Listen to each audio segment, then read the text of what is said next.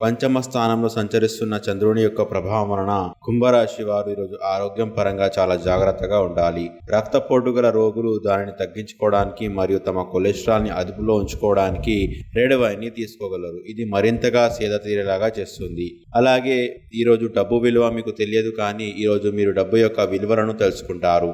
మీ అవసరాలకు కావలసిన మొత్తం మీకు మీ చేతికి అందదు. మీ జీవిత భాగస్వామితో మిమ్మల్ని చక్కగా అర్థం చేసుకోవడం మెరుగుగా ఉండడంతో ఇంట్లో మరింత ప్రశాంతత, అభివృద్ధి కానవస్తుంది. అలాగే గ్రహచలనం రీత్యా ఒక కుతూహలం కలిగించే వ్యక్తిని ఈ రోజు కలిసే అవకాశాలు ఉన్నాయి.